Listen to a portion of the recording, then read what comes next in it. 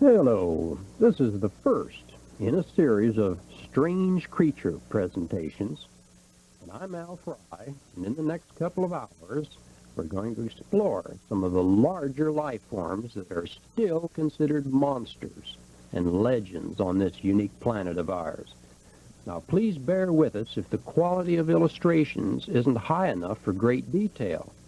It's just a subject that doesn't get enough exposure for visual documentation. Now, the scientific community will often scoff at the idea of these creatures being in existence yet. But Mother Nature has billions of eggs of strange life forms scattered over Mother Earth and her skin. And when the right conditions come along, the right eggs will hatch out a suitable life form.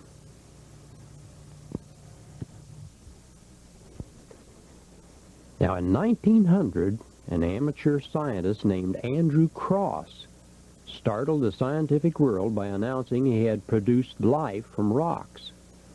By electrifying porous stone and submerging it in sulfuric acid and siliciate of potash solutions, a small insect was formed in the rock. Now, scientists of then and now scoffed at the experiments, even though others got the same results through the same actions. So what Cross had actually done then was to hatch out minute insect eggs, which were supported in the rock.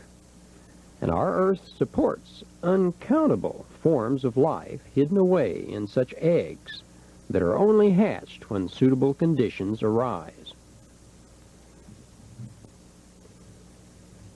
Now, just as humankind was made up of all sizes of our species in the past, so too animals often had extreme size differences at various times in the past, and many small skeletons of strange small creatures are frequently dug up or seen in the records of rock impressions.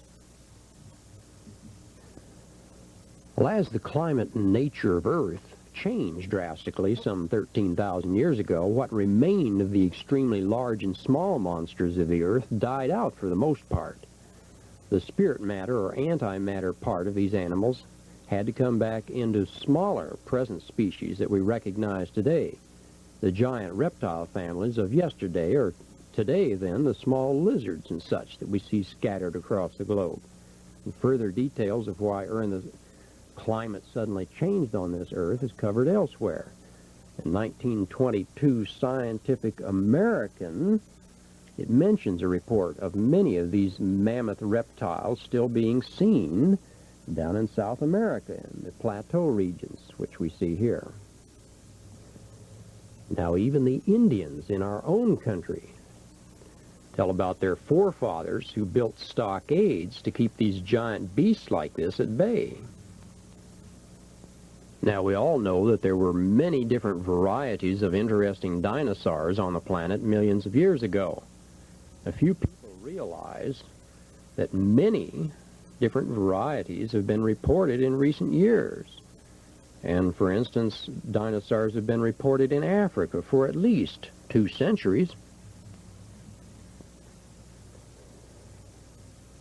Now, in 1776, there were reports expedition in Africa which told of these huge vegetation gobblers, and the stories have never ceased since then. In the early 80s, for example, a couple of United States expeditions went looking for the beasts, and one actually saw the animals. Now, some of these prehistoric animals, like the Brontosaurus and Stegosaurus, shown here, were huge.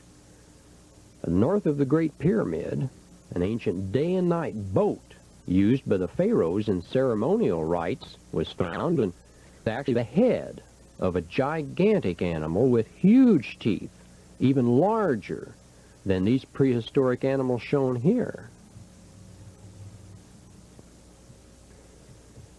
Now, there was a mummy of this particular species of duck-billed dinosaur that was found in Wyoming some years ago.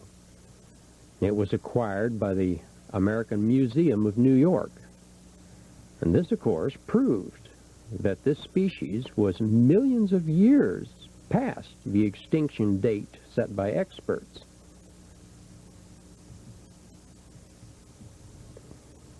Now, there are isolated incidents of creatures like this being with us today. And explorer-writer Harold Wilkins tells of a French traveler and a priest in the Yukon Territory who saw an Arctic dinosaur in 1905. It was roughly 100 miles east of Dawson. They saw giant tracks, and within a day of pursuing their quarry, they saw it. It was 50 foot long. It was thought to weigh about 50 tons. And unlike its southern brethren, it had stiff, bristly hair and a horn protruding from its head. And 5 years later, the same media told of another sighting of the beast on Partridge Creek near Dawson. Now, water monsters up to 100 feet have long been described by natives around the headwaters of the Nile in country like this. Well, there are several African lakes that have huge lake monsters which have been seen by numerous natives and explorers. And these Congo monsters, which are called Mokele Mobembe by the natives, have been seen from the 18th century and are still sighted today. Now, unlike the aggressive meat hunters, which we have an example here, these shy African vegetation eaters have snake-like heads and long tails and can reach up to 50 feet. And they're similar to dinosaurs. The dinosaurs that we see illustrations of so often. Now, according to German press reports, the photos they showed of a swamp monster in the Congo was taken by a Swedish rubber plantation overseer in the area of Kasai. He'd seen a strange beast with a reptile head and tail while in the swamps and snapped its picture. The zoologists of the time were skeptical of the claims, of course. Well, in 1983, one skeptic was the head zoologist of the Congo, and he decided after 2 centuries of rumors to investigate the river monsters of the Congo himself. And imagine his surprise when he located one in the Lake Tell region. It was unfortunately in deep water. It didn't cooperate by coming ashore and having its picture taken, but it was seen in the deeper water, and this was in Fate magazine of 1281. In the 70s, of course, the movies got in on the act and showed classic examples of the great reptiles fighting among each other. And this is an example of the animator's art here.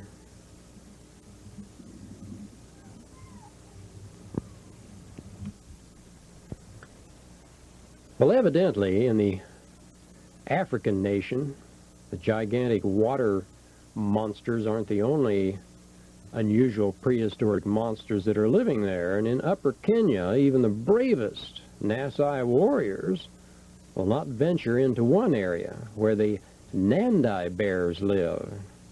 Explorers looking for them have come up missing. They are said to be huge and have a head somewhat like a lion, and they jump on victims from trees. And very little evidence, of course, is available to show that this is a reality.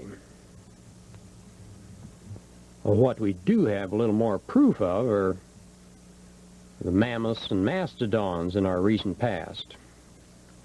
And it's assumed that most of our ancestors had to deal with these mammoths and mastodons, and even Indians in Canada say their recent ancestors built houses on stilts in the northern lakes there to escape these great beasts with tusks that roamed through that part of the country. And Indians in our eastern United States say they built stockades for similar reasons. And all this is in their traditions and legends. The same story, of course, is written on the cave walls all over the planet. And picture rock in Pennsylvania in 1872 shows a fight between a mammoth and Indians. And this Lenape stone shows wigwams and warriors. And other cave writings found across the globe show mammoths and prove the point.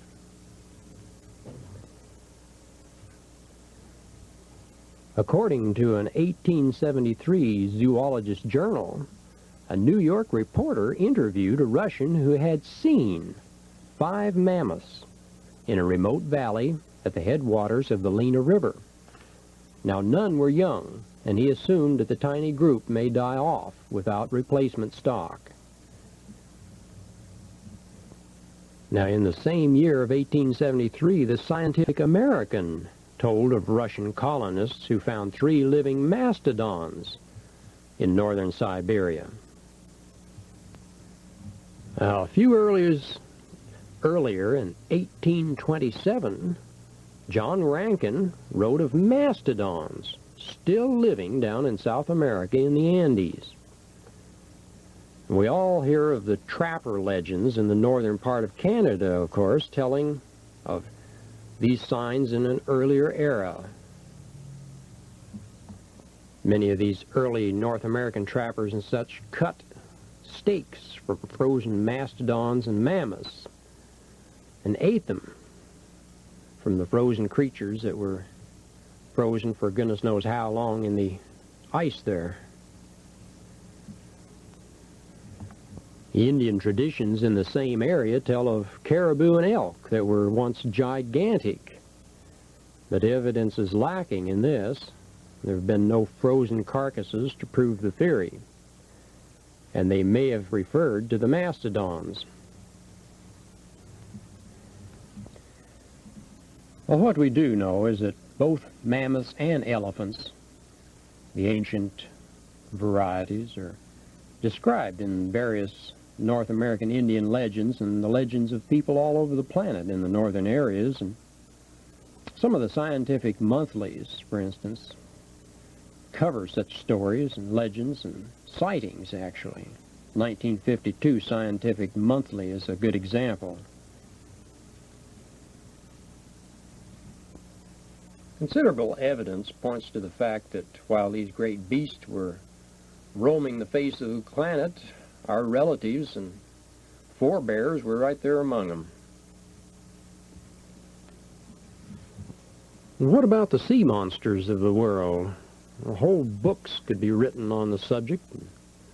Hundreds of sightings and ship logs all across the globe, hundreds of years now. Even in today's tabloid newsstand magazines and tabloids, there are still cases of sea monsters being sighted. Now, a recent example was the 4,000-pound carcass that a Japanese found off the coast of New Zealand. Well, this fisherman named Maru photographed and took samples of this monster in 1977. And tests showed that the animal was not a mammal. Well, even when such monsters wash up on shore or get caught dead in nets, the majority of scientists still scoff at the evidence. And they think up their alternative scenarios. Such monsters are supposed to be extinct, and they're extinct in the textbooks, and so they're extinct. Here's a 1951 photograph of the Henday carcass. This is the Quirkville remains that washed up on the shore in 1934, about 23 feet or so long. You'll notice the individual is standing to the right there. And all of this, of course, is horse feathers. There are explanations for this, besides there being monsters. Well, even with rampant skepticism, many of the scientific journals run accounts of these monsters, A detailed account of a run-in by Norwegians with a 50-foot sea serpent was in a early zoological issue of 1847. One of the men angered it by shooting it, and they just barely escaped to shore in a small boat. And the next year, there were other sightings and another shooting scene in a larger ship like this, which brought the attention of a 130-foot monster to the ship crew in question here. Well, one of these zoologist articles brought on response from crew members who'd seen sea monsters and explained that their officers would not record the incidents for obvious reasons. Well, some of the ancients were not quite so close-minded. The Romans, for example, had a number of monster subjects shown up in their mosaics, like this one.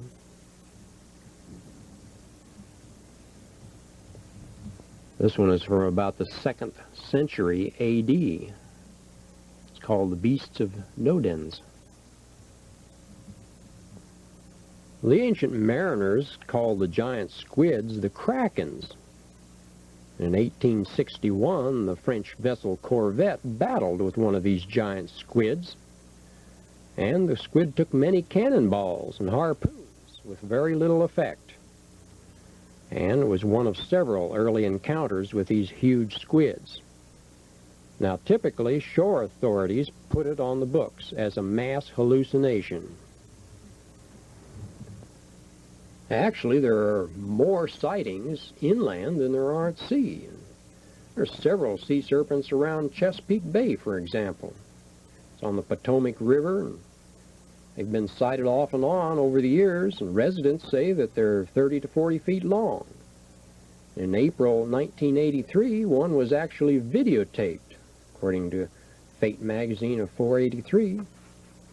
Lake Champlain has a similar monster that's protected by Vermont laws, passed in 1982. It's been about 50 foot long, according to reports, and has his neck as thick as an oil drum. It's been seen off and on for many years, according to the observers there and residents. Well, the submerged bodies of these monsters is tremendous in comparison to the little necks, which are most frequently seen. This is an actual photo of one. It was taken in April '83. And as we mentioned, Robert Frew videotaped one of the monsters with his family. And the Smithsonian scientists simply conceded that the tape seemed authentic, but the life form was not identifiable. This is in May 31, 1982. Well, many North American lakes have monsters and serpents of other types in them. And there have been hundreds of sightings.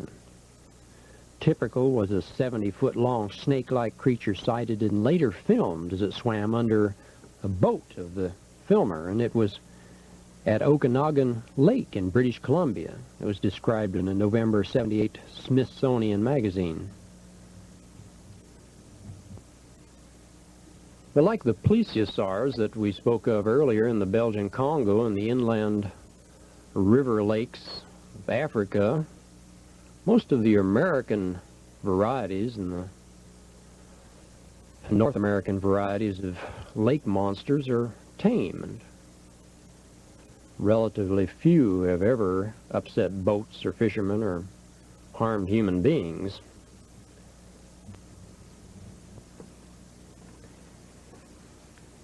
Well, today even scientists are now having to give up their skepticism about tales of giant eels living in the ocean. A Danish biologist dredged up a 6-foot eel larva from the sea, which meant the mother of this larva had to be around 100 feet long. And that, my friends, is a long eel. For hundreds of years, monsters have been bending deep sea hooks up to several feet long. And only lately have we been scanning the ocean with various devices down deep where these monsters live.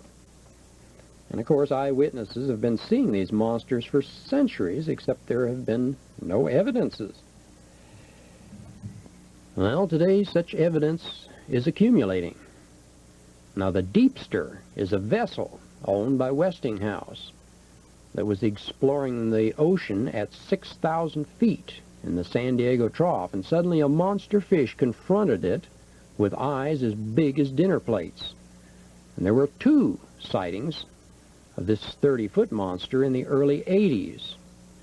And what else is lurking at the depth is just hard to speculate on at this point.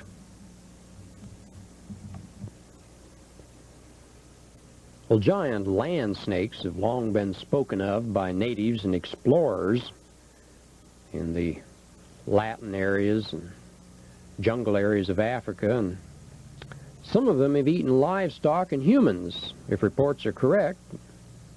A huge specimen was supposedly photographed by one Belgian military aviator. It was detailed in a 1969 Pursuit magazine.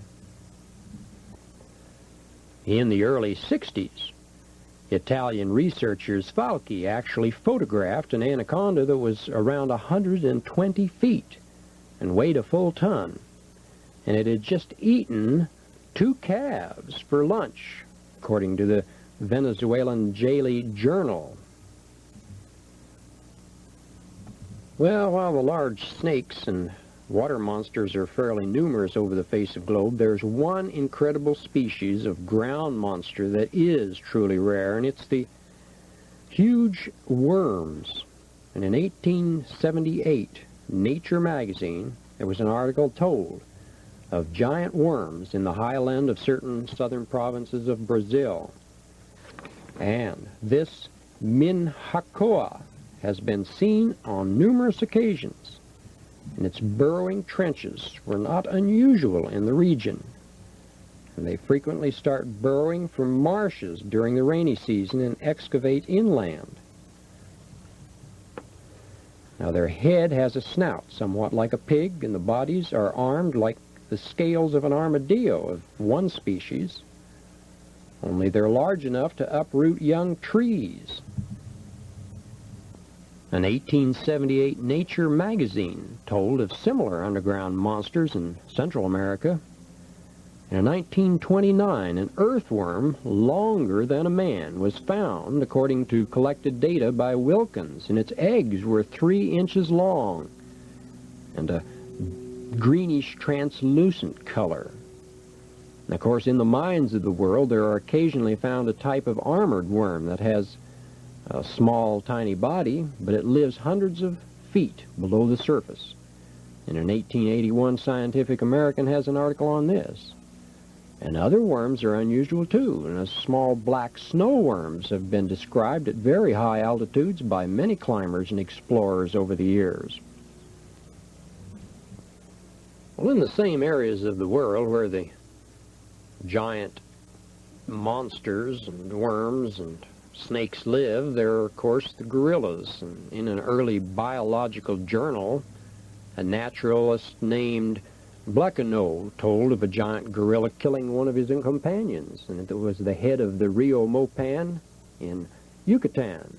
It lived in a cave that the naturalist actually found, but he could find no Indian to aid him, and he had to return to civilization without this monster.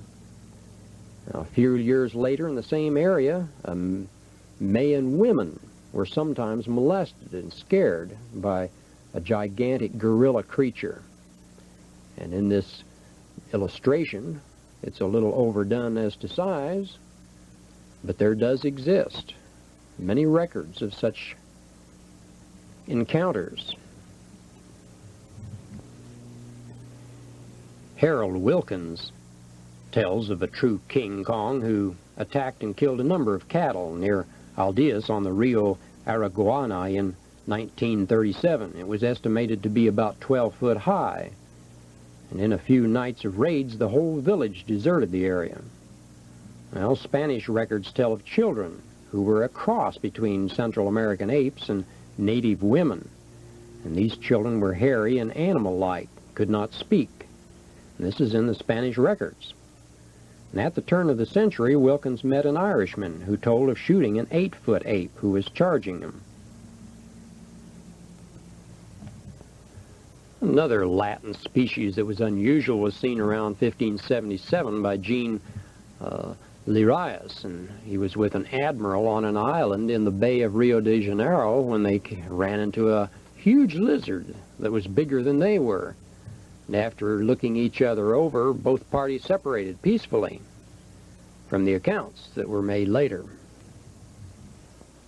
Well, when a Dutch East India sloop reached an island near Madagascar in 1696, they found birds' nests on the ground many feet in diameter. And Captain Cook discovered similar nests, 26 feet in circumference, on his first voyage into the South Pacific area. An 18th century English traveler in New Siberia mentioned bird tracks 3 feet long and stray feathers 3 or 4 inches in diameter. Now, from such descriptions, these evidently were offshoots of the moa bird. Now, back in the 1800s, there were a number of reports of extinct moa birds being seen in Australia and New Zealand. And Zoologist magazine of the period gives examples. And Popular Science Monthly of 1875 told of a New Zealander who supposedly captured one in a remote pass in New Zealand. It was 8 feet tall. A Perth museum has an egg of one of these giant birds that's almost a foot long. Well, in the early tales of Sinbad, there's mention made of the giant wingless bird called the roc, similar to the moa, and it's Marco Polo that actually saw a bird that could have been a roc off the coast of Madagascar. It looked like this drawing and stood around 7 feet high. These Apiornis, as they were called, were supposed to be extinct for millions of years, yet numerous sightings were made in ancient times.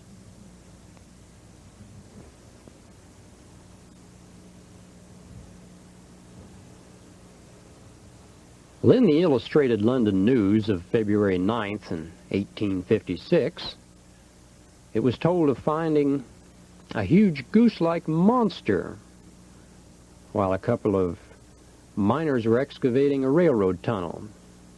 And this monster was black, oily, and after uttering hoarse screeches, it died on them.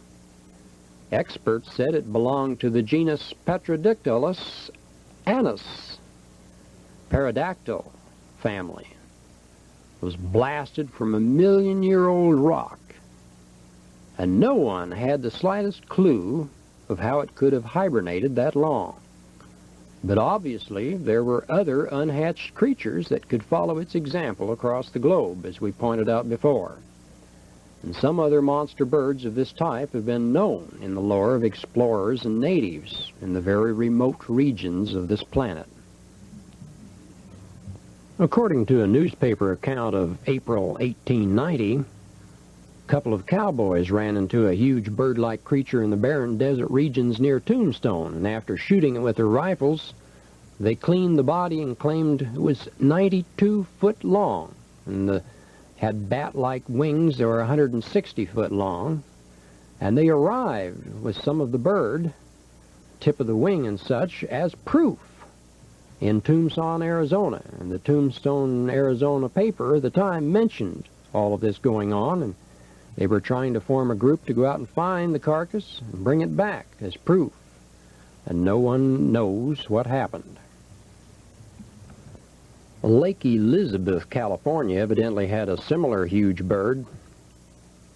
It lived around it in around the 1890s, and many ranchers and cowboys of the area saw it and tried to kill it before it made off with any more of their cattle.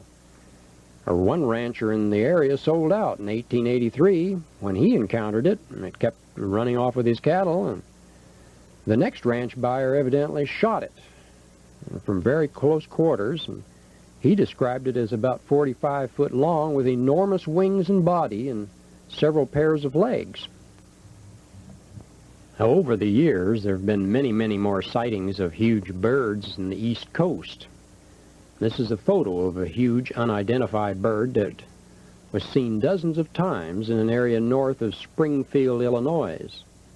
It's carried off 20-pound pigs and tried to carry off children. And they seem to make loud trumpeting sounds and appear to have wingspans of 10 feet or more, according to the witnesses. This is from a 1985 Sun article. Well, while we're covering the subject of birds, we should look into the more mundane type of birds that have unusual abilities and actions. And ornithologists have now accepted the fact that birds grab up ants in their beaks, for example, and do a strange little ritual, rubbing the ant under their wings. And in a June '57 New Scientist, there was an article that told of a pet rook who'd light matches with his beak and go into this strange posture. In 1970, an issue of American Anthropologist told of hawks in Australia that would snatch up smoldering twigs from the natives' fire there and drop them in areas that would burn out the grass and put the small game on the run, so that they could snatch them.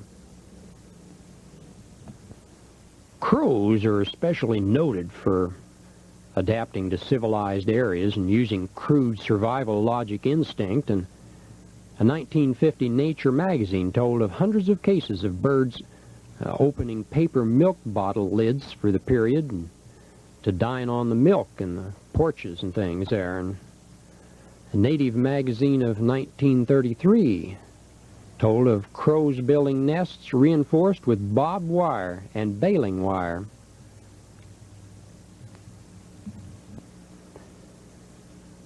Well, in our Strange Beings presentation, we see how many humans have actually had their hair change white over a traumatic incident. Well, there are a number of cases of birds and animals having their hair turn white in a similar traumatic situation in the same way. And these are on the record books. And an old issue of Zoologist told of a blackbird, for example, that molted after a scare and came through with black and white replacements, as in this photo here. This is a noteworthy experiment that we should mention, and that's that in 1913 a Scientific American told of a chicken breeder in England who experimented on growing chickens to maturity in about half the time with only about 2/3 of the feed.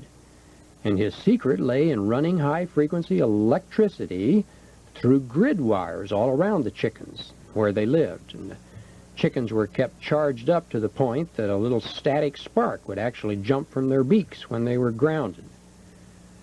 And whatever happened to this experiment, who knows? Well, scientists find that the migrating instincts of birds are affected by magnetism. And they think there is a mechanism in bird that uses magnetism. Yet the true facts are that all animals possess a type of natural radar that allows them to detect dangers and food at a distance. And birds simply send out this same radar using the soft particle atom electrons in different frequencies. Now, even the soul of birds and animals can leave the area to locate distant objects. Birds and animals both are covered hundreds of miles to find their masters, or what their survival field equated as their food source supply. Nature magazine of 1980 gave an example of a pet pigeon flying 150 miles to be with his young master, who was then in a hospital. It showed up at the window and kept scratching until it was let in.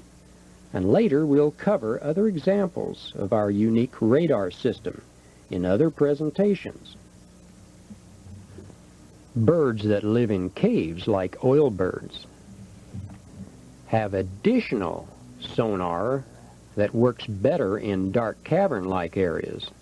Bats also have the same system, of course, and the thing we humans don't understand is that all such creatures cannot push their own buttons, since they do not have choice and think like we humans do. They function on automatic, by instinct. Now, luminous birds have been mentioned in numerous texts by ancient naturalists, and Pliny and Solon were examples. And in 1555, Gesner wrote a book on luminous plants and animals, and observed in 1647 that there were many, many varieties of species on this planet that actually glowed, especially in the dark.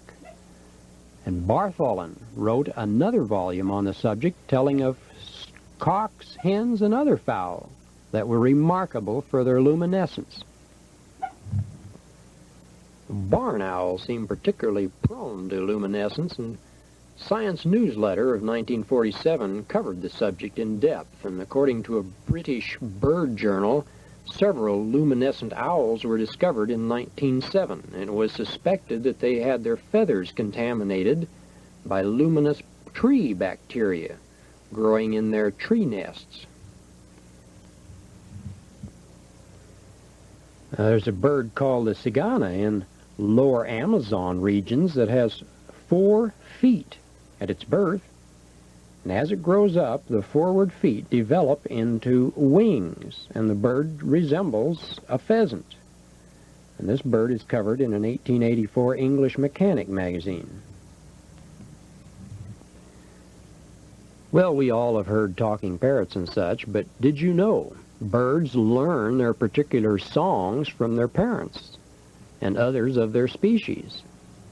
And when they are first hatched, if they are with other birds of a different species or humans, they will pick up different notes, songs, or speech. Many talking birds are on the record who have been close to humans when they were very young, and they copied the human speech. Now, birds have been known to do very, very unusual things. Now, according to a 1985 tabloid report you just saw, a bird-loving European was saved by his pet swallow. When he fell and became paralyzed in an accident, a swallow he had befriended and constantly fed flew to a neighbor and scratched on a window for 15 full minutes until he eventually got the neighbor out of his chair and got him out of the door, and then he led him by his actions to his farmer neighbor. And as we have mentioned before, most animals will do their very best to preserve their food and affection sources automatically, without thinking, with their little built-in automatic computers. Now, at this point, we should explain that, like animals, birds use and pick up ESP, but their high-gear, souped-up brain action seems to make them harder to get tuned in with by enthusiasts. The persons who attract birds either send a great deal of admiration and affection to a bird and await response, or they use bird language. Well, since very few birds will respond quickly to even the most comforting and affectionate thoughts from most humans, bird lovers can learn the local bird language to increase their success. And bird languages are often different from area to area, so it's sometimes necessary to carefully duplicate the bird song or cry of local varieties. Now, there are recordings that can usually work for most species with a set type of song. And these recordings can be played into an outside speaker, and you can get amazing results. Some humans can get equal results by using their own throats and lips, but this is a talent not everyone has. Lower tones carry the safe, all's well vibes, and the higher, faster vibrations usually indicate a warning and danger. Well, such sound patterns are pretty well universal, and one species quickly learns to pick up on the other species if they're around them any length of time. And nature uses a hypnotic rhythm to hypnotize birds to lock their legs on tree limbs at night. While science isn't aware of the fact yet, animals and birds usually are put into this hypnotic trance by a rhythm corresponding to their pulse beat. And many humans are put in control of a hypnotist by this light little finger-tapping pulse that they usually never detect or suspect. It's drummed by a hypnotist. And there are two distinct types of hypnotism, and we cover these in other presentations. Well, this is a brown thrasher, and this dowdy relative of a mockingbird can sing up to 2,000 melodies. Now, male birds sing to impress females and scare off intruders.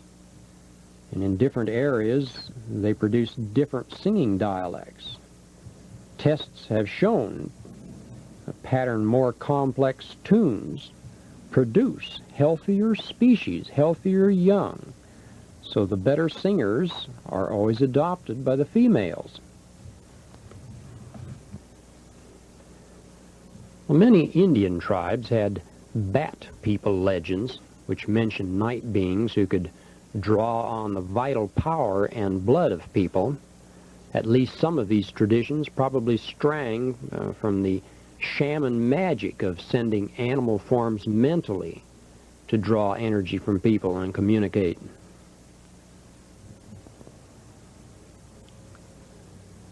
Well, there are many legends telling of earlier deity figures in the likeness of birds, and the source of such legends is found in the Earth Story presentation. The Hopi Indians have long believed that a fearsome underworld deity named Masau'u comes with a mask and a rabbit-skin robe. And other so-called Kachinas appear at different times. Indians of the Americas use the symbol of the plumed serpent to denote an early spiritual teacher who taught over much of Latin and North America, and he had control over the elements of wind and water, and so the plume represented the wind and the serpent the water.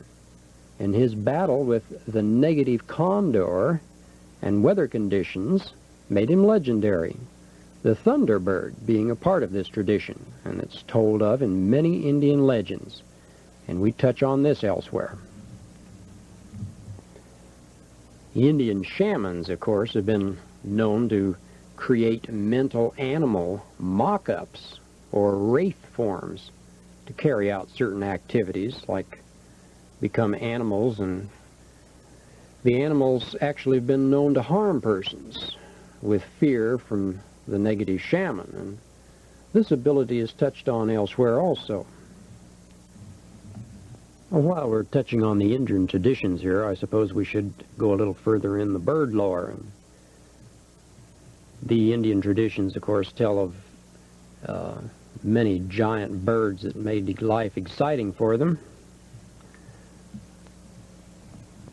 One bird they called the piazza bird closely resembled the pterodactyl from accounts, and a well-known cave drawing along the Mississippi River Palisades was a well-known rendering of this bird. Indians had supposedly killed at least two in earlier times, and they're still around, evidently, because in April 1948, several persons in Boone County saw an enormous bird, which was described as at least as large as a small plane, and it looked very much like these pterodactyls. As it migrated down the Mississippi, a number of reliable witnesses saw it in St. Louis area a few days later, and in the 1970s, another big Illinois bird swooped down and picked up a child who it carried about 20 yards, and then dropped. In 1966, two couples were driving along through a wildlife reserve near Mount Pleasant, West Virginia, and they encountered this huge bird creature that looked somewhat like a grotesque human with wings and no arms. Its eyes, he said, were at least 2 inches in diameter and glowed red in their autolights, and it subsequently chased them at speeds up to 100 miles an hour while it squealed at them. Police later found the creature's 5-inch footprints.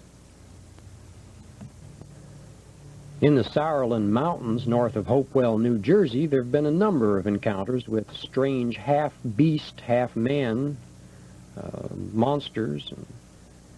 These are known locally as the Jersey Devils. Sidney Smith did investigative work in the 1930s and spoke with a number of residents who saw this creature with a human head, horns, and red eyes, and an attached animal body, just as in the descriptions of satires and such. And there were various bush monsters have long been dreaded and described by African natives. They climb over 6-foot fences and steal livestock. Now, in Pontiac, Michigan area a few years ago, there was a monster that looked like this, according to the reports of the couple that it attacked while they were sitting in their car. In 1958, a flying creature with bat-like face and described as a pterodactyl or prehistoric bird swooped out of the January sky, and dozens of witnesses saw it try to attack a human being. Had 20-foot wingspan. 1976 report told of a huge bird-like thing about 4 feet tall with huge folded wings and red glowing eyes that stood under a tree back of a trailer. And the owner of the property went back and saw, and he was staring into an ugly monkey face, he said. He was shocked, ran back inside, locked the doors, and called the police. Of course, they found nothing when they arrived. Well, every now and again, people have similar confrontations with creatures that are so strange and different that they're called UFO creatures. Typical example was in 1976, when the San Benito police officers had a huge bird thing buzz their police car. And later, it scared the wits out of a nearby resident when it landed in the back of his mobile home. Huge monkey face. A Raymondville, Texas resident was attacked by a creature who had the same features. Well, before we get off subjects so exotic, we should touch upon the fact that there are persons who explain that other beings are so poorly balanced and crave such an animalistic existence that they often wind up spending time in an astral dimension, living out their desires until they're satiated after they die. And according to many who have traveled astrally to these other dimensions, there are literally thousands of people trapped in these desire compounds or dimensions until they get it out of their system. And many of them are very strange looking and distorted, as you see here. Well, turning from the sublime to the ridiculous for a moment, let's look at rats. Few people realize that rats are next to human in their adaptability and survival ability. A human has what we call a 5-point digestive system that allows us to digest anything from grass, soup, to nuts, while the rat is right next to us with a 4-point system that will digest just about as much variety. Now, if we weren't around, the rat would be king of the animals on this planet. Rats multiply at an astonishing rate, and theoretically 2 rats could have 250,000 descendants in 10 years. Well, today, rats eat the production of 2 million average farms, or food produced by every 15th farm in the world. Rats were responsible for the death of 1/2 of Europe during the Great Plagues. This is more people than have died in all of the wars that have ever been fought. Well, there are at least twice as many rats as people today, and they're divided into the black rats, which took the dry parts of the world, and the brown rats, which took the wet parts of the world. And in ancient times, this battle for territory took them 15 years to work out in bloodshed, and war among the rats. And it was finally settled. Now, the picture here is of the Ostracized rat exterminators of Paris, who kill millions of European rats yearly. Ostracized tells of finding legendary rat kings who have a dozen or so females linked together by their tails with some sticky glue that they have. These serve as breeding centers for rat communities, and there can be anywhere from 8 to 80 rats in these communities, all stuck together, being fed by others of the community. And rats, incidentally, have no compunction about attacking people, elephants, or any other creatures when they're hungry enough. Well, let's take a look at how animals can predict weather. Nature provides most animals with some degree of weather predicting ability for their survival. And snowy owls, for example, know ahead of time whether the weather will be snowy in an area, and if they can't find any snowy owls in their usual haunts in the northwest, well, you can bet it'll be a mild winter. Old-timers in the St. Louis or elsewhere keep an eye out for monarch butterfly migrations. And if they are on time, they know the winter will be prompt and mild. Well, up in Maine, if the ducks and geese hang around until late fall, we know that the winters will come a little late. Most birds that migrate can tell the same story. Many animals grow more fur if there's a hard winter on the way. And an example is the coyote, who grows a bushier tail, and he'll use this tail in the winter later as a blanket to keep his face and nose warm. Animals that hibernate, like woodchucks and squirrels, will gather more food than normal. If there's a hard winter coming, they'll gorge themselves until they're so fat they can hardly waddle, and mice will get out of the fields and invade warm barns or anywhere they think that it'll be a little warmer if there's a cold winter coming up, to stay out of all the cold and snow. And down in the southwest, old-timers know that grouchy, restless rattlesnakes and other snakes in the fall portend a hard winter. Even the spiders get busier just before a hard winter, and they spin more webs, store up more food in their insect larders.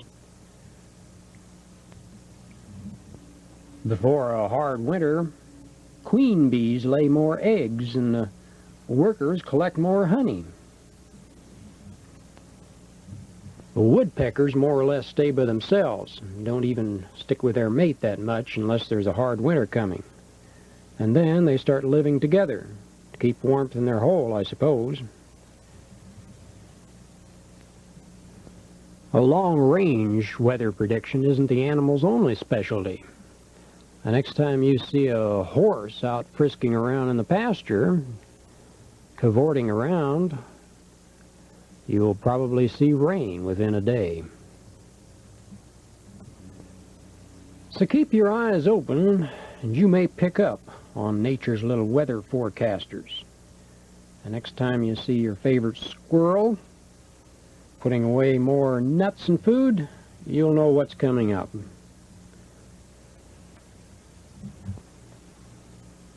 In the 11th chapter of the Christian's Bible, there are references to clean and unclean food. And while the majority of persons have heard of this concept, probably not 1 in 100 believes in the concept now. Basically, clean animals under biblical laws usually have had more than one stomach and did not scavenge. Now, rabbits, pigs, tuna, lobster, catfish were typical unclean foods. And in this drawing, pictorial, you'll see some of the other unclean foods. Now, in most cases, we find that the unclean animals simply don't filter the food they eat and are prone to carry parasites or worms harmful to humans. And remarkably, we find that predators such as cats will often favor the clean animals in their diets, and they won't eat many of these unclean animals, such as bears. Now, to we humans who have no instinct, we taste sheep, bear, whatever it is, we taste about the same thing. Persons who've run through tests on human deaths have found a surprising number were caused by persons suffering from worm infestations from eating pork and other worm-infested meat.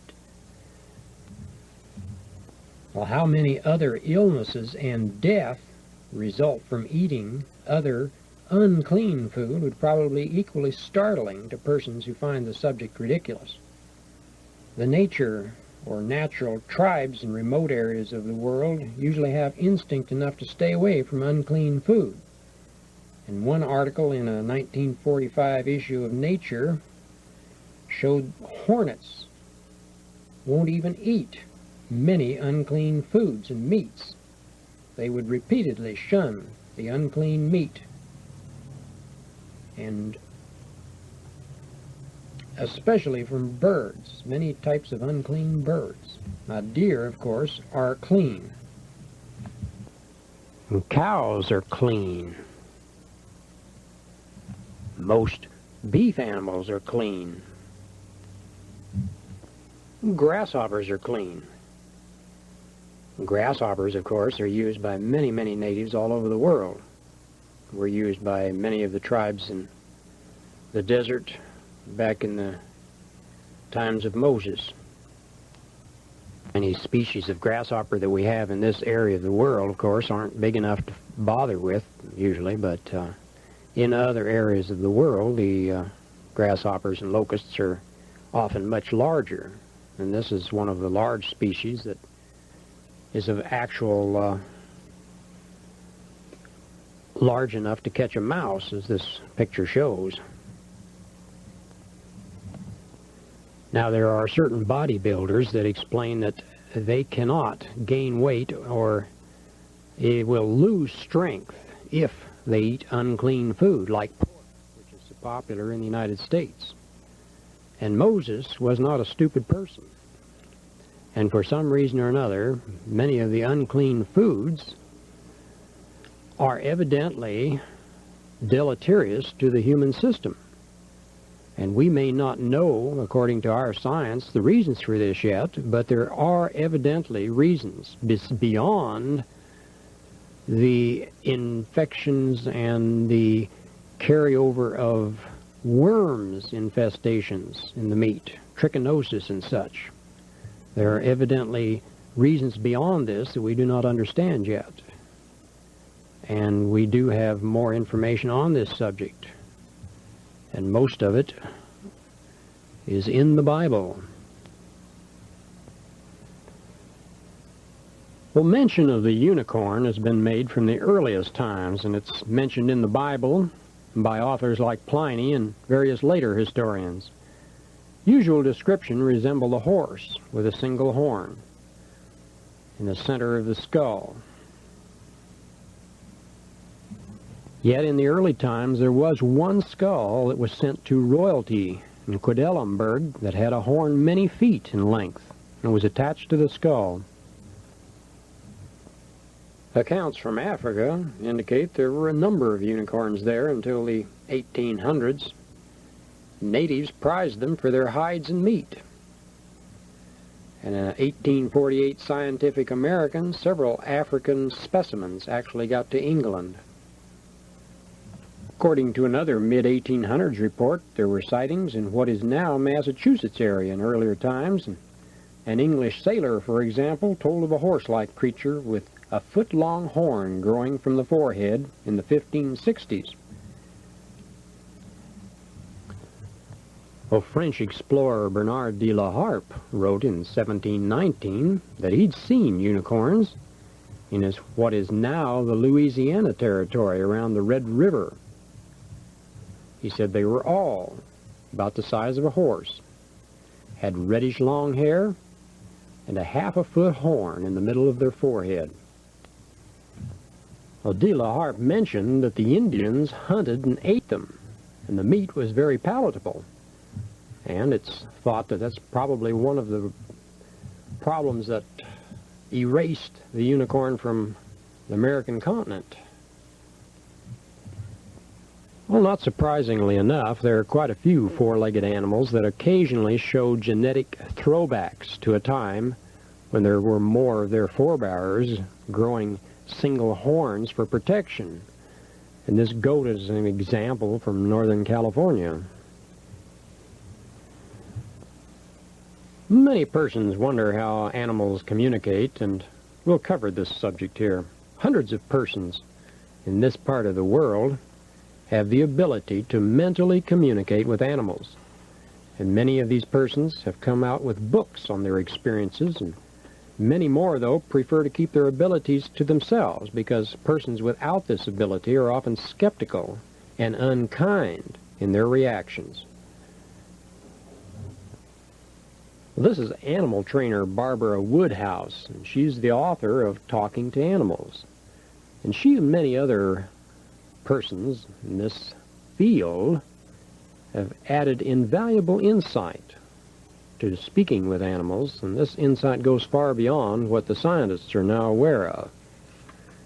To gain a foundation into how ESP communication occurs, it's necessary to understand a few points about animals that are not included in the usual text on the subject. First, all animals have an invisible component that takes charge of the body and holds the knowledge of the animal species and carries over the knowledge held by prior existences. An animal, for example, that has had many existences as a dog associated with human masters will, as a result, be more prone to work better with humans and get more out of such relationships. Now, this soul or data gathering component is actually the total of what the dog is and has been. And it has a vast amount of experience and knowledge to draw on for the dog's or other animals' survival. Like all things in the universe, the material particles of matter cycle into non-material and back again. And the soul, as we call it, is simply the non-material side of matter and has a memory within it to help its and its species survive better. A monkey that learns to survive better by opening up nuts or even civilized canned food will transmit this knowledge to all other members of its soul or species group after a matter of time. And this astonishing effect is known as the 100th monkey effect, and it's now well known by persons in the field. Now, this knowledge needs no carryover by verbal means. It's carried over by the soul knowledge and transmuted and transmitted through the genetic structures. And the monkeys are automatically born with the knowledge. The human animal body carries the same type of soul, but has several additional mind components that make our species totally different in our use of knowledge. We constantly do without the automatic soul instinct of animals, and usually rely on a logic and reason, needing to constantly make choices and constantly learn the hard way. Well, the instinct knowledge of humans was erased thousands of years ago during a period of brain circuit change. And this was at the allegoric time of the Garden of Eden, and it's a longer subject covered in more detailed reports. A thing that we should remember is that the animals just act, for the most part, on instinct, and humans constantly assume that animals choose and think like the humans do, which is an incorrect assumption. Animals are guided by their souls, and the soul's main concern is the survival of the animal body in the face of threats. An animal that's close to a human, like a dog, will have a soul that knows its best survival chances center around this human and the human output of shared food. And any threat to the human is viewed by the soul as a threat to the animal, and the dog will even go so far as to jump in a lake and pull out a drowning master under this instinct soul guidance. Now, cats who more easily adapt to hunting and other food sources do not need these close human attachments and are usually freer spirits and less able to tolerate restrictions. Now, an understanding how the animal reacts to its instinct guidance is necessary because most humans are totally wrong about animal motivations. Animals do not think like humans. We humans ate of the fruit of knowledge thousands of years ago, and it changed our mind circuitry, so to speak, and we cover this subject in depth in other presentations here. Animals act and react according to their soul dictates, and when you see them in positions like this, you know that they're only doing it for two things. One of two things: they're doing it for food or affection. In either case, it's part of their survival, because without affection, they do not survive, and it's so much easier to mooch off humans. So in mentally communicating with animals, you're going to only get a very simple, basic thought picture based on emotions, much like a child. There simply won't be any of the usual complications. There won't be any of the judgments that are typical in human thought. If you read a human, they'll frequently have negative thoughts based on judgments between good and bad. An animal will never make such judgments. It'll simply express its feelings and desires. If it's missing a companion, hungry, or craving more affection, you'll instantly know it by the basic thought expressions and actions. This basic sincerity and undevious action is obviously why so many persons often get to the point they prefer the company of animals to humans. Well, humans aren't so simple.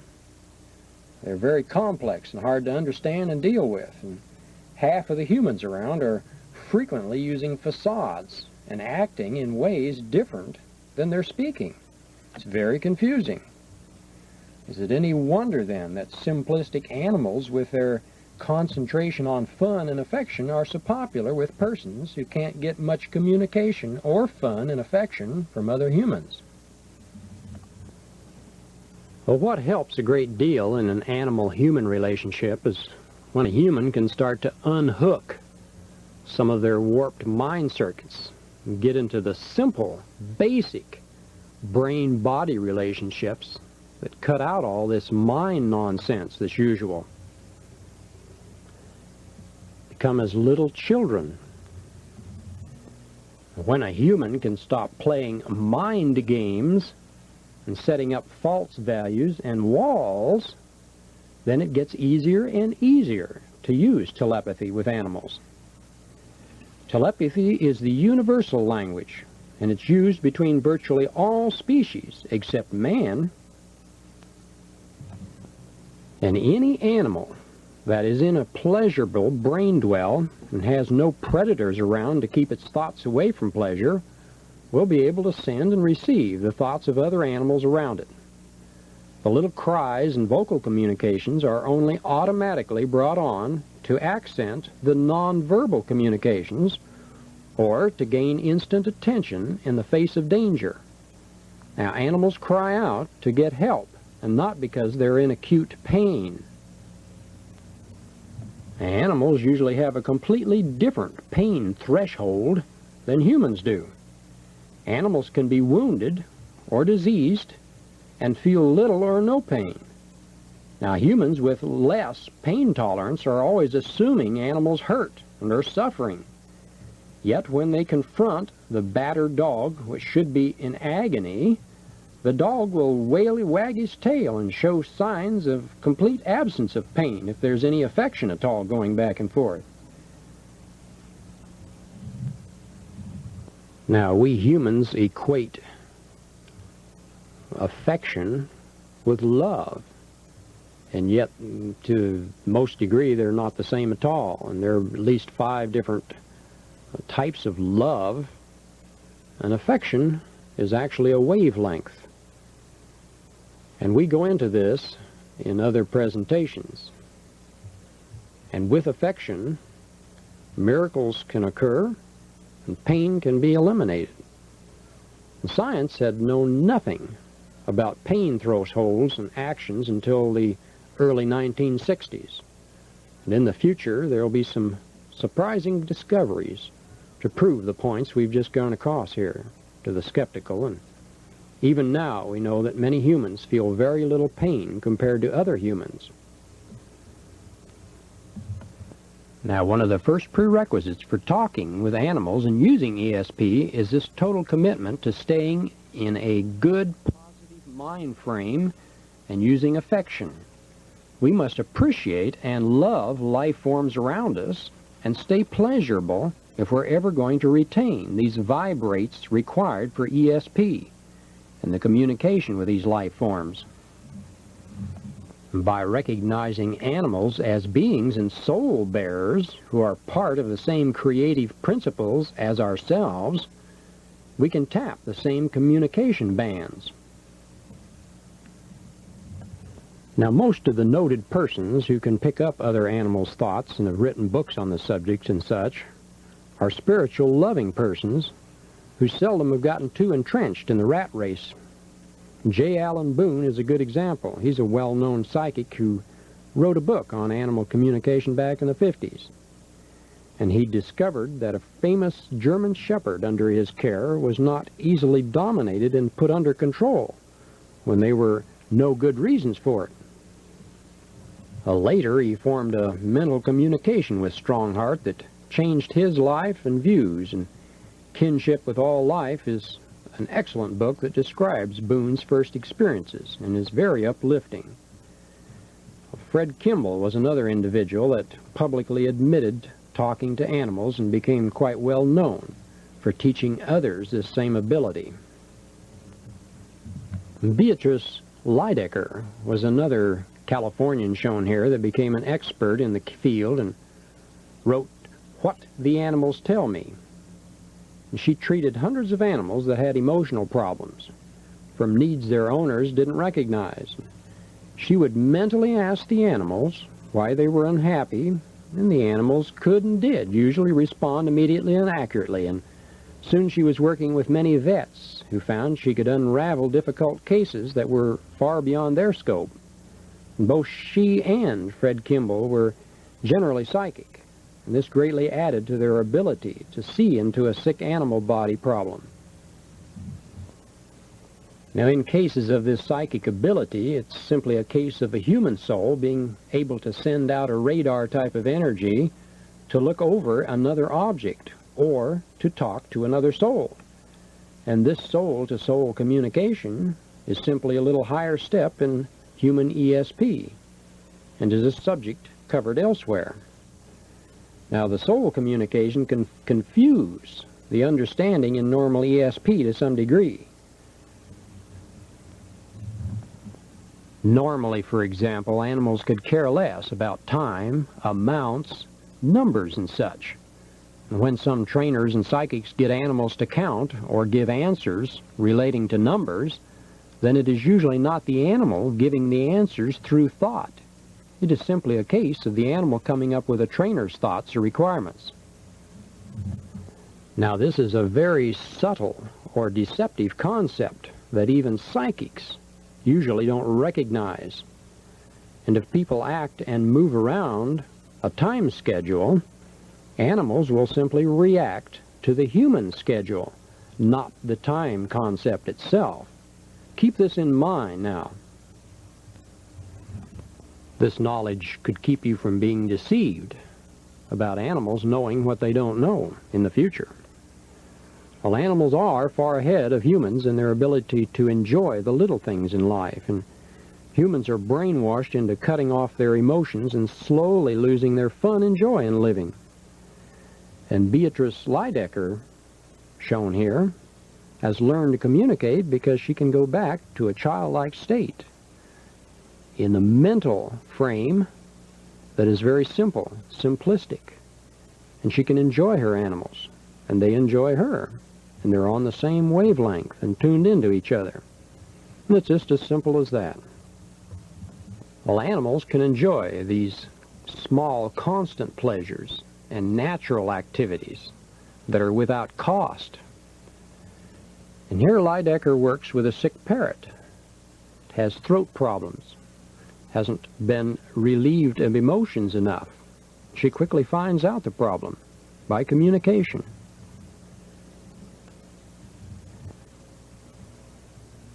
Well, one thing that Lydecker mentions is that most animals do not have the same drive for sex as humans.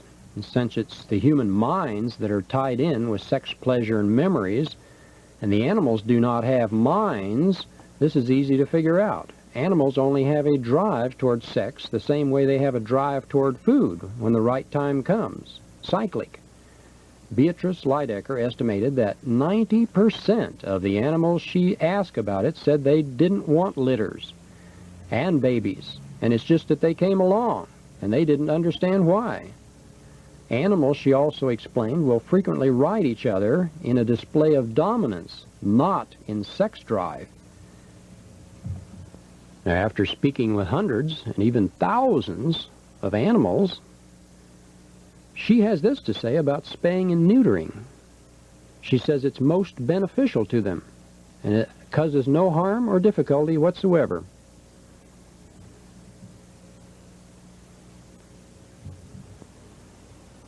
Well, the simplest key to mental communication, or ESP, is the forming of clear mental impressions to send, and in getting in receptive enough mood to pick up returned pictures.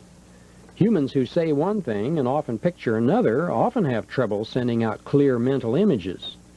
To send a signal to an animal, just call their name or get their attention, and next send a vocal or visual picture of what you wish mentally. Picture exactly what you wish.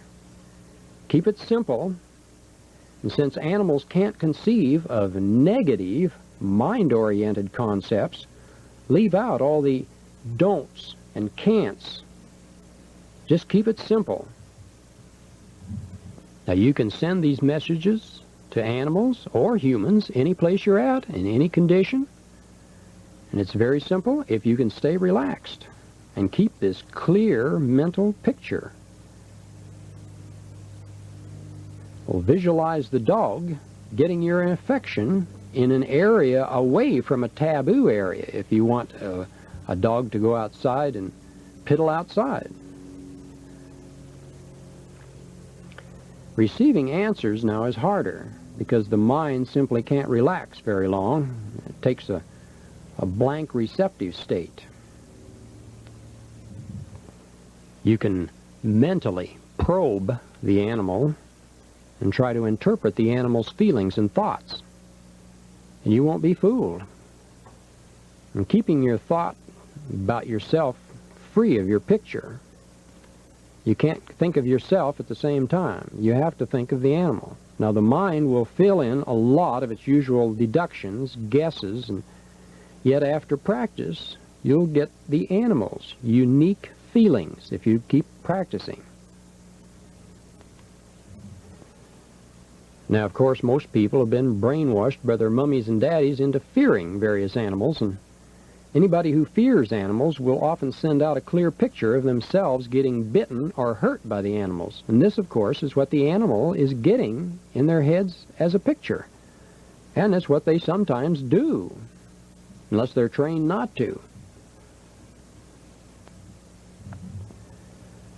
Now, because generations of breeding for looks instead of brains, there are many American pedigreed dogs today that are mentally deficient and retarded. Now, dogs, for example, will normally return affection, while a very retarded animal will only be interested in receiving love. The outward joy they show may be only self-centered and centered around receiving. Well, some persons wonder how animals can find lost masters over a great deal of distance. And because the animal soul is in the timeless dimension, which is not held to time or distance, any animal can send their soul to distant points in an instant to gain information. And lost animals will do this to find distant masters. There are many cases have been known to where they've walked hundreds of miles to link up with these lost masters. The animals simply tune into the mental pictures the distant masters are holding or getting, and if these pictures are negative, can make the unhappy animals unhappy and sad. And constantly there are pictures being sent by the master to the dog. And it's good if we send the picture in an affectionate way, visualizing the master giving the dog affection once in a while, instead of pain and negativity. And this works both ways, of course. There are persons who are a little psychic, so to speak, that can reverse the situation and tune in on a distant or lost pet in the same way. If a little vibrational sample of the pet is provided as a witness, virtually any other life form that's tuned in, and slightly psychic if a human, can locate the lost animal or even object. Now, unfortunately, pets pick up anger between family members and owners and think it's often somehow their fault. And this can lead to frustration and a turning on themselves with self-injury or punishment. And any dog who's gnawing on themselves and miserable will often have a guilt complex that he's done something to cause this inharmony that's around him. Dogs are very sensitive and pick up slightest mental pictures of humans if they tune in. That's why they're so helpful in war situations, as this picture shows. Used during the First World War. Sends out soldiers in trouble and in pain, shot. Now, once you understand these basic foundation principles, you often know what's wrong with an animal ahead of time, even without psychic ability. But it's so easy to tune in on animals. And, for instance, animals who relieve themselves in a taboo area are often trying to drive away someone. They don't like someone, and that's their way to try to drive them away. And other abnormal actions are usually reactions to the lack of emotional fulfillment and attention. Most dogs are ignored too much. When the situation's cleared up by change in the cause, the problem's eliminated. If it can be changed, the animal can be disciplined if it isn't. And you'll know how to discipline and when to discipline, because there is an obstinance that comes up even when the animal knows what the situation is. But that's very seldom. Most animals go out of their way to try to be helpful and follow what they mentally visualize the human is sending to them. Persons that are good with children are usually good with animals because there's a similarity. There's a simplicity there. And dogs, for example, are very much like children. For pets, it's important that they have things like their own food dish, just like a child, and the same show of affection that another pet gets. Or just like a child, they get hurt. And even though time in this show may vary, and in time, animals can become brainwashed or set in a pattern, though, just like humans. And if owners encourage bad tempers or bad habits, it sometimes ruins the chances of another owner ever accepting an animal. And unhappy animals often show fear and have bad habits like snapping at others and barking constantly. And by using ESP, it can sometimes help to find these deeper motivations. So training dogs or any animal is very simple. And to practice ESP with your pet, you practice holding that clear mental picture of what you wish to occur, while you look them in the eye, preferably. And if you hide an object and mentally visualize where it's hidden, and then visualize the pet getting it and getting a reward, you may soon be in business and have a dog that'll fetch for you. Remember, the reward must be food or affection. If the animal isn't hungry or doesn't like the tidbit that you're mentally offering, then there'll be very little incentive. And some animals, of course, like playing games like fetching and naturally take to it just like a duck to water. Now, when you're around a Doberman like this, instead of having a fear and sending up fear vibrations and visualizing him biting you, you visualize how handsome he is and having him come up and lick you and be friendly with you. And it works 9 times out of 10. Unless the dog is completely driven to be a guard dog and not have any relations with other people. You can walk by a guard dog in a pen within a compound, and 9 out of 10 will show affection when you show affection first to them. And by sending a picture of something like, well, maybe a flea on the animal's leg, you can prove to yourself how well ESP works, because you can actually get the animals to scratch at the area that you visualize in many cases. And much depends on the bond between the owner and the animal, and cats and wild animals will seldom respond to anything or communicate guidance that's outside their own guidelines or survival goals. There's a farm in Hot Springs, Arkansas that specializes in training animals, and most all of their work is done with food rewards. Most of the time you see the animals in the circus, or in the fish, especially in the little penguins in SeaWorld and places like this. They always have a little tidbit to feed after the animal performs, and this is the way that they're taught to perform. It works almost every time. And thousands of animals have responded to tidbits on this farm after they've danced or played music or performed some other stunt. Animals like elephants are prone to be responsive toward affection, and they aren't usually affected by the surroundings as much as smaller or high-strung dogs. Animals must be free of stress. If you have a little nervous, high-strung dog, you have to calm him down before you can get him to do anything. And chickens, for example, will get sick after continual stress, and birds, like chickens that get soft music and in good environment, will put on more weight with less feed. They have found in tests, bird ranches and chicken farms, and they stay healthy. The minute you pipe in rock music and other hard rock type of music, it sickens them eventually. Well, horses communicate with each other through around 100 vocal sounds and body languages and telepathy. And a horse, for example, that rears his head and sniffs in very quickly is communicating that he senses danger in the area. And when they nibble on each other, it's a way of showing affection. And if there's a little jumping around and motion with it, that means there's emphasis on this affection point. Probably in love with the other horse.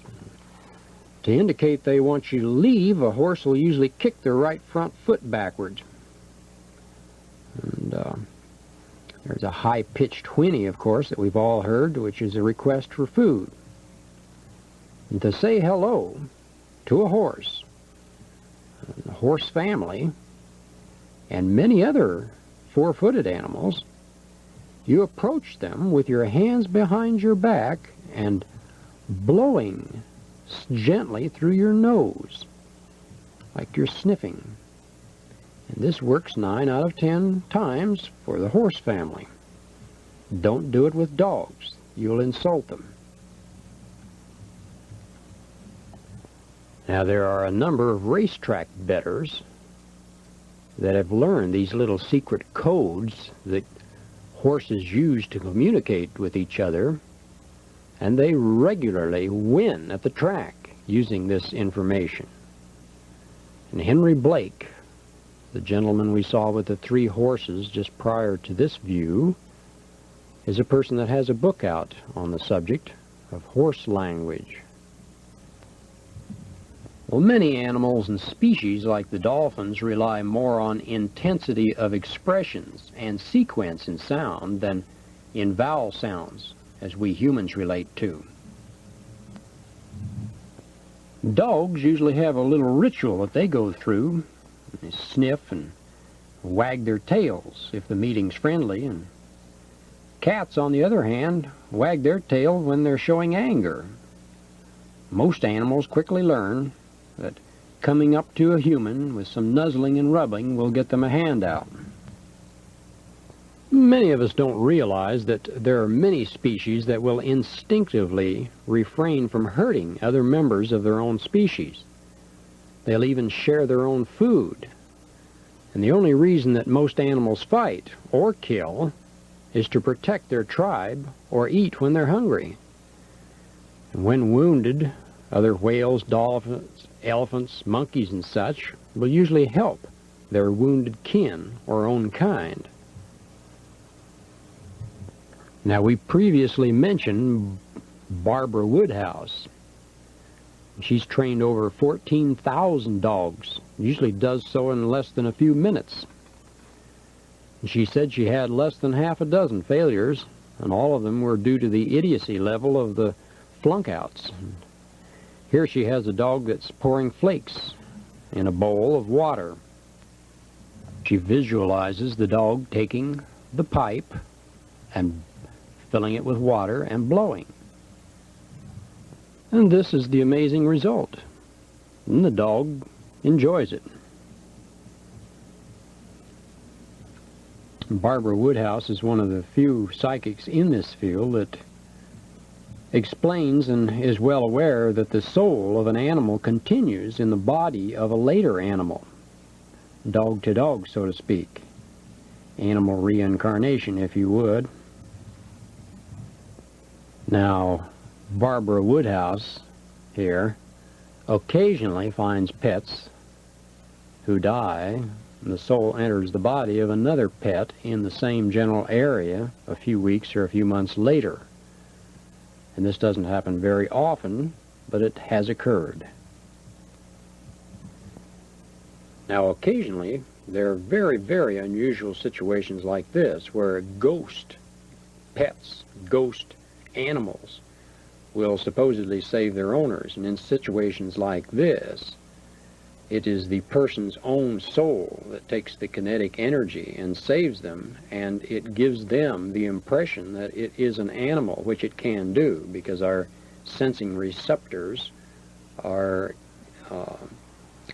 being fed the information by the soul. It can feed any information it wants into the human, and this gets rather involved, but it's done because people wouldn't believe in another approach, and the soul feels that this is the best way to handle the matter. And it happens all the time. People are usually in car accidents or something, or they're going toward an accident, and within seconds of crashing, the car will suddenly careen around the object that they were going to hit, and the person finds himself up the highway, and they're blanked out. They don't remember what occurred. And this is another case of where the soul uses kinetic energy to work the so-called miracle. And this is the same situation, except they're using an animal to be the fall guy, so to speak. And it isn't the animal at all. It is a duplicate, a doppelganger. And we'll go into this in other demonstrations and other works, in other presentations. It's a rather long subject to get into. Another situation that comes up once in a while is where the person is very young and they're put in with other species and learn the language of the species they're with. For example, 65 years ago, a German woman named Beamer shut up her young son in their chicken yard because he kept wandering away. And in a couple of weeks, he automatically picked up their language and could easily converse with chickens. And after he grew up, this doctor Balmer found that chickens, more than any other birds, keep the same language from area to area, unlike most birds who have decided dialects in their own respective home areas.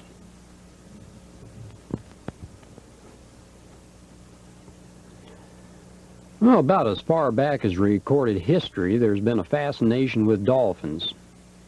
And instinctively, we've all known that there's something very different and unique about this species, and so our interest has always remained. And it wasn't until the 60s in the present society that we began to seriously study dolphins, but the ancient cultures were serious long before us. And their stories tell of dolphin friendships with humans of the time, and their coins have pictures of dolphins on them as a tribute. Now, Plutarch tells of a dolphin saving the son of Odysseus when he fell in the water some 10,000 years ago, and the story has been repeated in case after case since then. Shakespeare and Herodotus, of the great historian, both wrote of the dolphins. They wrote of the singer and poet Arion, saved in a similar fashion a few hundred years before Christ. There was a Roman coin that was minted that had a boy riding a dolphin, in commemoration of several stories about such events. The Greeks and Romans both had pictures and frescoes of dolphins in their various temples, and this is dolphins from the Palace of Knossos. It's now in the Archaeological Museum at Heraklion, Crete. And numerous friezes on the walls were abstract patterns and the floral motif. And the ancients had very high regard for dolphins. There were other reasons than dolphins saving men. But of course today this still happens. And a number of persons in our time have been saved by riding dolphins to shore after mishaps.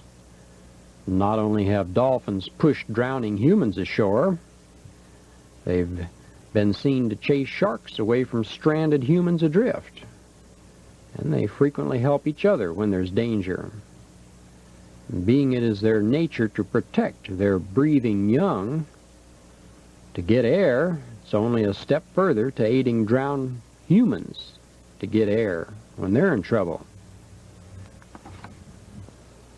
Well, dolphins are about the only fish family that seem to go to great lengths to protect their own species against these outside dangers, and Aristotle in his 9th book on animals tells of a school of dolphins coming into Caria harbor until a captive and wounded dolphin was released by fishermen there. And in recent history, the fishermen of some parts of Japan have long had a feud going with dolphins because they interfere with the fishing profits. Seems that in March and November of each year, the dolphins migrate into the Japanese water and are slaughtered by the thousands in the past, and some are used for livestock food, and most are just killed to keep them from eating the fish in the area. And one American named Kate went to Japan and saved hundreds of dolphins in 1980 by slashing Japanese fishing nets. And after jail and heavy fines, he aided in getting more public sympathy on the problem. Well, there are several reports since then of thousands of dolphins blocking Japanese harbors and actual fighting back to some degree after such wanton slaughters of their brethren taking place there. And unfortunate the Japanese can't work with the dolphins. Don't try, because in ancient times Pliny tells of dolphins working with the fishermen to scare mullet into shallows where both could benefit. And later the fishermen rewarded the dolphins with food when they weren't so plentiful. Now here near Athens, the records show that dolphins helped the Greek fishermen in a similar manner at night. And there are various aborigine and island people who have worked mutually with dolphins in catching fish for as long as the traditions go back in these parts of the world. And books on dolphins cover some of these action in detail. Now, some of the South Sea Island people were known to be able to project their ESP to distant dolphins and bring them into the area on certain occasions. In the poems of Opium, he mentions that by the devising of Dionysius, dolphins exchanged the land for the sea and put on the forms of fishes. And what is clearer to the truth is that the souls or non-material components of certain ancient humans occasionally wound up in the body of the dolphin. Well, this phenomena stemmed from the time when the last great influx of colonists or exiled gods came to Earth and selected and tried various types of animal bodies to try out, according to the legends. Now, these ancient traditions say that the gods were spirit matter or pure energy on their arrival here on this planet, and they had to enter and take on the material bodies of animal forms before they could function in this material world. And out of thousands of these fallen angels, many later found that they preferred the ocean to the land. And since the dolphin body was one of the best adapted creatures of the ocean, it was this form that most of their beings preferred. Now, eventually the souls of virtually all of these beings found experience in human bodies, and cultures were a little more suitable to progress. And so they abandoned the dolphin bodies. But they left a genetic legacy in the dolphin species of their DNA intelligence. Now, this is why dolphins appear to be next to humans in their intelligence. Now, we don't have time to cover this whole subject here because it's covered elsewhere. But this is why the ancient cultures, such as the Greeks, had such reverence toward the dolphins, actually building temples for them, because the DNA genetic intelligence factor, the dolphins have an insight that no other animal or mammal species has. Like dogs, dolphins are not only able to perform with man, they're willing to do so, unlike species such as cats who simply won't cooperate with anybody. Well, they form these deep emotional bonds with their mates, each other, and some humans. And some die of grief when their mates pass away. Like most animals, dolphins have a type of sonar or radar that's extremely acute. And in tests, fish back of glass are ignored because this radar picks up the obstacle, but their eye cannot. Now, the Pharaoh's lighthouse was one of the ancient wonders of the world a few hundred years before Christ, and it had a reflector that could be seen for 40 miles by mariners coming into the Greek port of Alexandria, the head of the Nile. It also had huge sound pipes and underwater bells that were used to broadcast signals to dolphins so that they could guide the ships into the harbor. Now, this is in the records. Now, dolphins of the time would find ships within a few hundred miles and guide them toward the lighthouse for a reward of fish or food. And by staying in the area before a ship bow, they could get a free ride most of the way to the lighthouse. Now, because of the safety of Alexandria's shipping, with the aid of these dolphins, it became the major port of the old world, with distribution and much of the world's goods went through this port at one time. Then the destruction of the Alexandrian library then, a few years later, left little of the exact details of this operation and how this lighthouse worked in exact detail, and how the sound pipes worked.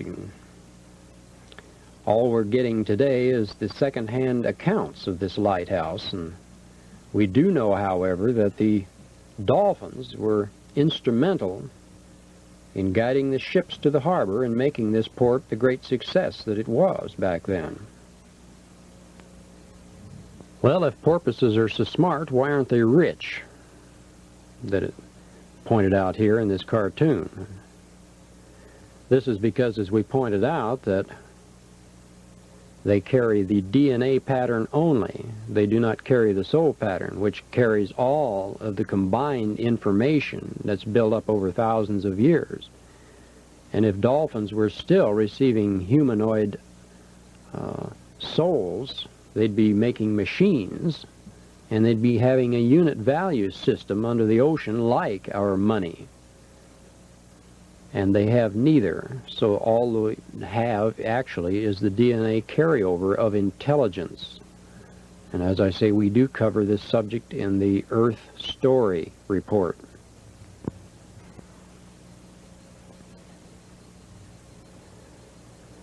Well, since animals work by instinct, they have very little need for table manners and the usual human customs. As a side note here, I might add that many of the European customs concerning table manners came from the South American civilizations. When Cortez conquered Moctezuma, Moctezuma made Cortez and the Spanish manners shameful, because it was he who had the knives and forks and napkin holders and tablecloths and such, and these spread to Europe and became European customs, which of course were introduced into our country later, but as a side note, of course.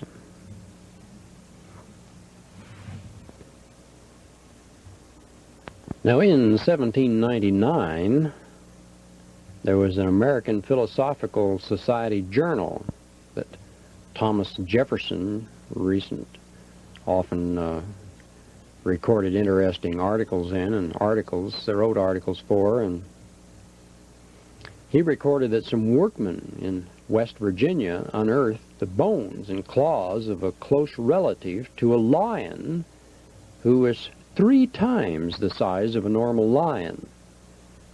And he also noted a strange beast who gave earth-shaking roars and carried off a West Virginia horse, just like it was a sheep.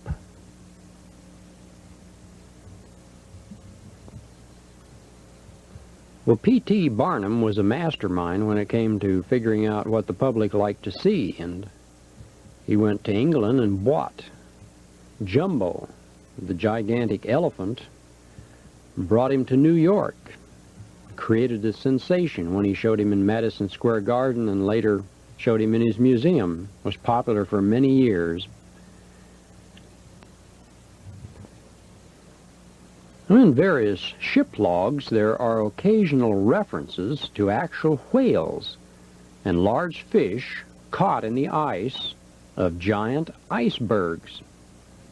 This is an example, way back in the 1800s. Well, as we mentioned earlier, in 1977, a Japanese fisherman snagged the corpse of a plesiosaur, or marine reptile. It thought to be extinct for 60 million years. And pictures and samples of the creature convinced the various university experts in Japan of the catch, but the closed-minded skeptics dismissed the event and made excuses why it couldn't have happened and why it wasn't a plesiosaur. Well, scenes like this have actually occurred several times on the East Coast, and no one has ever figured out where these strange monsters come from.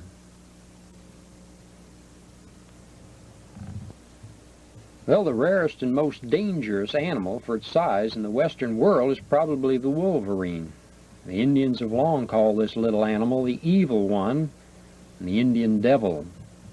Story after story are told about how this crafty animal plays fiendish little tricks on the trappers who are in its territory, and when cornered by another beast or man, it could kill either with a savage effectiveness that was unmatched by any species known. And trappers particularly despised these animals because they'd make the rounds of the traps, and they'd not only eat the trapped animals, and they'd steal and destroy the trappers' traps. Well, in 1883, Scientific American, there was mention of a large reptile like this that was shot 36 times and eventually killed when it was shot in the head and was sent to La Paz. It's the last was ever heard of it. Well, then the American Naturalist of 1869 tells of a continuous stream of common American crows flying by soldiers that held up to 85,000 birds. Now, the passenger pigeons, of course, were very numerous in these early days of our country. And in the New Scientist of 1958, there is mention of crow courts. So down through history now, where old and feeble birds that evidently don't hold their own responsibilities, they're judged by a crow group. And if they're judged guilty and sentenced, they're pecked to death. And most animals leave their stragglers to die when they endanger the tribe. And humans did this once upon a time, long ago, some thousands of years ago, before their intelligence was changed, as it is today. Well, we all remember the passenger pigeon that I just mentioned that thrived in our nation in the younger days, and there were millions and billions of them, and they're now extinct. And each few years there are species that become extinct because an area is hunted or used beyond the fine line of too much. And while the conservation groups maybe go a little overboard at times, please remember to support them, because they're about the only salespeople and spokespeople for the animal kingdom. And here are examples of animals that are now extinct on this planet.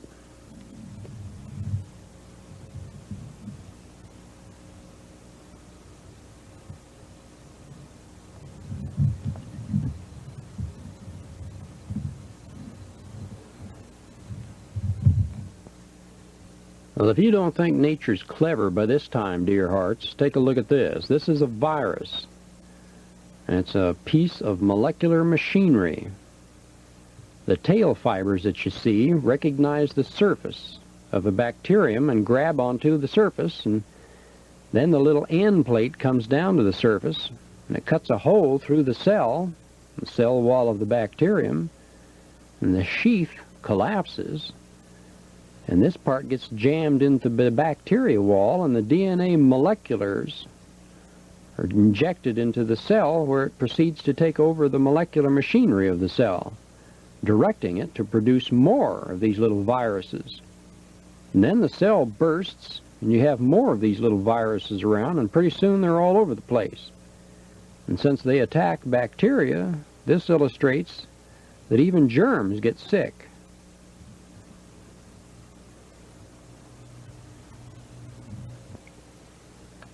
Well, it wasn't too many years ago that the very old prints showed that we had dragons and unicorns and types of animals that we now considered extinct. But to them, in those days, they evidently felt that they were still around. Something to think about. Well, since we know that reptiles like the dragons emerged from eggs, it may be pretty logical to assume there may be legs still around on this planet that will hatch forth dragons again, just like there once was. Another thing to think about. And here's some plesiosaurus and ichthyosaurus, and the first amphibians and mammalia.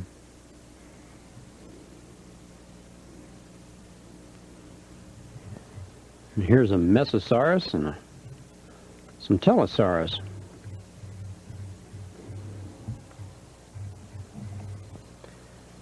There's a labyrinthodon, an iguanodon, and a megalosaurus in combat.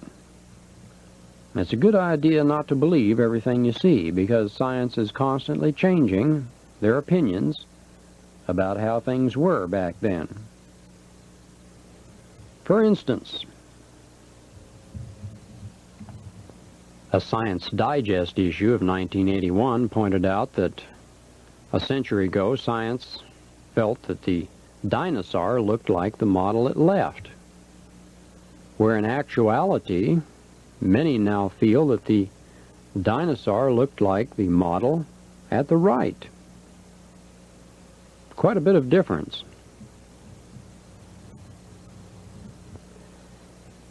Well, this is the giant sloth. And a few years ago, a whole band of British hunters went to search for this monster in Patagonia. It was rumors that there were some tamed by primitive South Americans there. And the expeditions never did come up with one, however.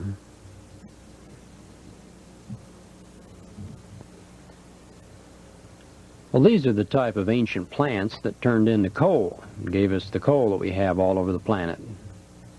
Well, supposedly turned into oil too, but don't you believe it. We'll go into this subject some other day.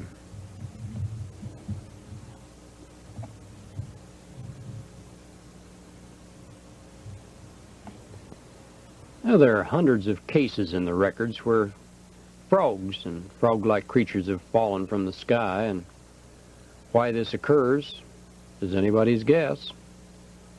Book of the Damned by Charles Fort is one of the earlier books that records and chronicles a lot of these early events, and they're still continuing across the globe. Another look at what historians of the past felt was reality at the time.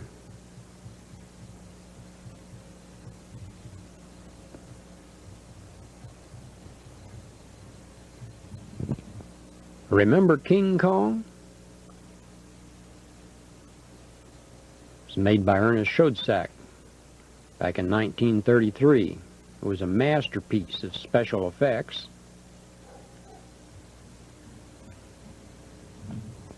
As we mentioned a little earlier, there were actual cases of giant gorillas coming into the native villages a few years before it was made, probably an inspiration for the movie. Here, King Kong rips the wings off of a giant prehistoric bird that attempted to attack Miss Ray near the gorilla. Here, Driscoll and the girl escape King Kong by sliding down a vine to drop into the lake at the base of the cliff. Well, they finally capture Kong by drugging him, and then they spirit him away to America. Here he is in the Broadway Theater on exhibition. And then he suddenly goes berserk and breaks his bonds. Then he goes on a rampage of death and destruction. Well, in these memorable final scenes, he stands on the Empire State Building and fights the battle with the machine gun bullets and finally plunges to his death.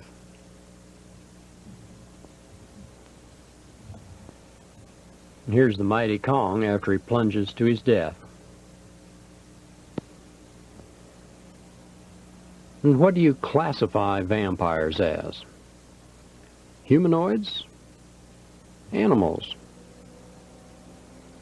You'll enjoy the Strange Beings presentation if you want to find out about vampires. Very detailed coverage on why they exist, why they do what they do. There are many types of vampires, and not all of them are men. Some are energy vampires. Some are blood vampires. We go into depth in this on the Strange Beings presentation. Well, every now and then, wolves go on the rampage, in India especially. In the early 80s, there were an attack of third time in 74 years that Indian wolves had run amok and slaughtered many children. There are 180 little children that had been savagely attacked and eaten alive by the fearless packs of wolves.